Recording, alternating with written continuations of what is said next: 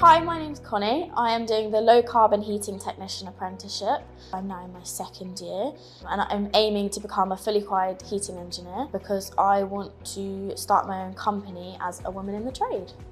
I knew I wanted to do something hands-on when I was probably about 16 years old, and I went to a trades college and I sort of said to them that I'm interested in getting involved in the trades, and they sort of turned me away. They sort of said, look, we can't be held accountable for anything that we said to you, and that struck something in me to sort of motivate me to then even go further and prove them that yeah, I can do that. I did my A-levels, I got 3 A-levels, completely different to what I'm doing now. Did really well and everyone was like, you're university smart, go to university, and I was like, no, I still want to go into the trades. And then I looked into how plumbing was going more towards renewables. So when I saw that heating engineering was the next best thing, I put out a post on LinkedIn and it got shared by absolutely everybody. I started a LinkedIn account when I first got started on the tools. I thought that was quite good because I managed to reach out to people that I thought were big in the industry and then sort of be introduced to others.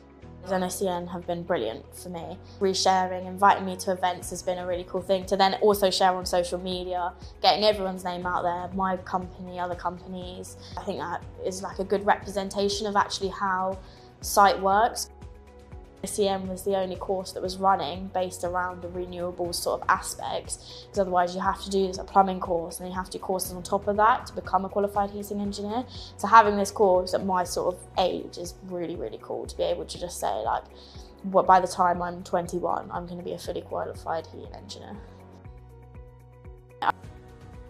I started a TikTok account not so long ago called Heating Honey, which has completely blown up.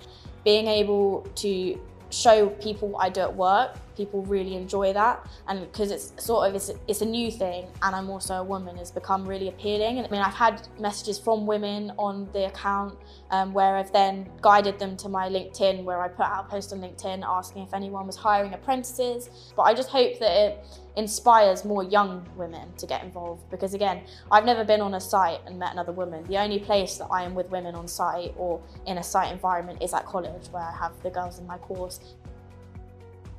I'd say just go for it and give it everything, because at the end of the day, you're doing it for yourself. This is for your future.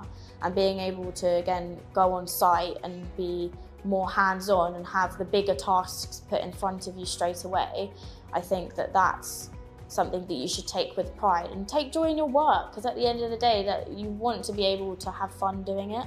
And I think that's really